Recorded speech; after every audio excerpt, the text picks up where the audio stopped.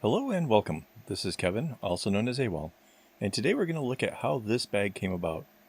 Now, you may have seen my video, the Coffee Blues, and that was based on a conversation about the coffee brand Bacha and how they took inspiration from Moroccan Palace. And from that, I thought I'd try my hand at doing something similar, so I chose the blue musk that's in Afghanistan. So that bracelet, it was rather thin, and that was because I did it like all single-stranded. So I decided I would give it a second try, kind of doubling it up just to get an idea of like how big that might be and whatever. So I ended up using colors based on a Turkish rug, and it's cool and all.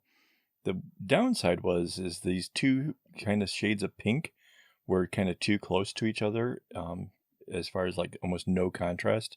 So I basically skipped the part where the long line of the pink gets broken up. So that certainly made it go a lot faster, and it still looks pretty cool, I think. But after having done that, I decided I wanted to go with something with more dramatic colors. And then I guess if you guys have been following along with my videos, you would know that I've been doing a bunch of doubles as a series of tutorials. And that got me thinking, well, what if I was to do this as a double, and like, where would that go? And then if I was going to go double, how much more would it take to actually turn it into a small bag? And it turns out the answer to that is basically 4 loops. So, but before I could do any of that, I needed to go back to GIMP and work out what to do with the diamonds that are on the edge of it, because those are not the same, even on either of these two bracelets. They're not the same as what's happening in the center. So from there, basically, yeah, I discovered that if you have the top of the diamond and the bottom of the diamond already figured out for the colors, because obviously those are what connect to the next box over, that you can actually work out like all kinds of different possibilities. And I'm telling you this because the knowing that that is how it can work, you could probably come up with all kinds of different things going on, or make a bracelet change throughout its whole length. So that like the possibilities are really, I want to say endless, but maybe not quite so endless, but still a lot of possibilities. So after looking at the 7 or so that I had come up with, my wife and I tried to figure out what would be the nicest balance for what I was already working on.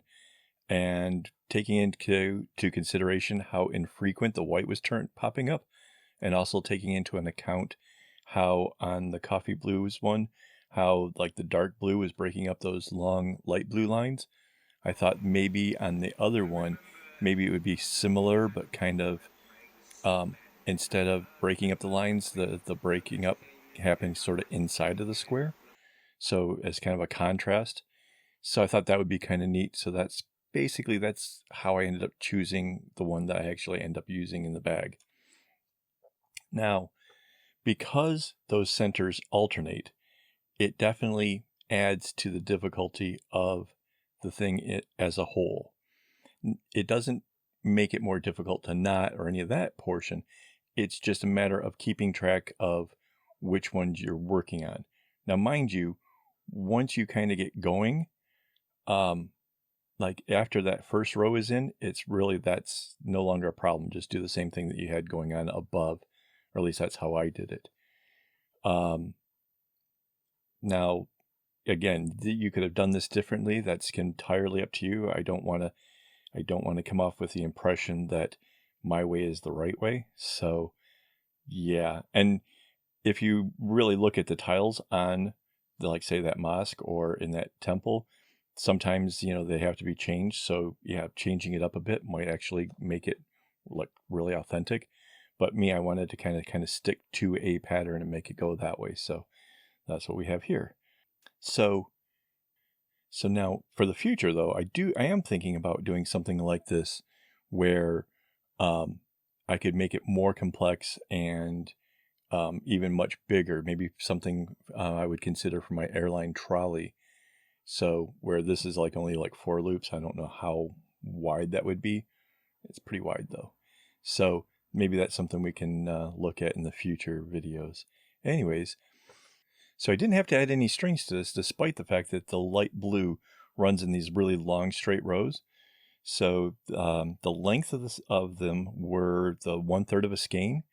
So that's like 1/6 of a skein coming down on either side of the kumi. And I'll put a link below about how to cut the string into thirds in case you may have missed that. And there were 24 strands going into the kumi, which when you double it up, that's like 12 strands on either side of it. So that's how it, with it all doubled up or whatever, that's how that all worked out. So now, the knotwork, I can say, it moved along pretty quickly. Despite the fact that the pattern is a bit more complex than some of the stuff I've been working on recently. And that might have more to do with the fact that there's a sense of being like a reward for accomplishing like a diamond. And the diamonds themselves are not all that terribly difficult and kind of move along, fairly quick, I suppose. So there is like this really great, sense of accomplishment that happens with every single little diamond. And after all, there's a whole lot of those. So yeah, definitely. Maybe it wasn't moving along that quickly. It just felt awesome. So either way, it kind of came along, in my mind, it came along pretty quickly. When it came to joining it, there's really nothing different about how this joins together than, say, how any of my other small bags had joined. So if you watch those videos, that's it really is just, keeping with the pattern and having it wrap around. Now, mind you, this was essentially the same length as the other bags I made, so I was able to use the same divider to put in there so that way I could keep track of what strings were on the top and not confuse them with the strings that were actually from the other side. So yeah, so I don't think I made this actually any longer than the other bags. It might look a little bit longer, but I don't think it's really that much. I went with that based on feel, and I didn't really have to even actually worry. It didn't get so close to like running out of string or anything. So I was kind of concerned with that when I started, but that turned out to not be a thing. I did go with the easy base though, because I kind of wanted to see how the pattern would come together, and that really was not a disappointment. And you can see here where I left the light blues out, and my intention was I was going to use a needle and kind of do some like needle points type stuff, or kind of do some stitch work to bring the light blue basically down in like almost like an X at the bottom. But when I actually started to try to do that, I didn't like how it was kind of raised from the rest of the stuff. So I decided to just skip that and just use the needle to pull it on the inside and knot it off. So yeah, that's I kind of wonder how the other might have looked, but it really wasn't going like how I had pictured it in my head. So yeah, this is what I chose, and like I said, I'm pretty pleased with it. So now, I can say that this video was an experiment as far as trying to find a new format to try to keep the overall length of time a bit shorter. Some of my videos here have been running a whole hour or longer. So if you appreciate having a shorter video like this with a little less emphasis on, all of the what goes into it, leave me a comment.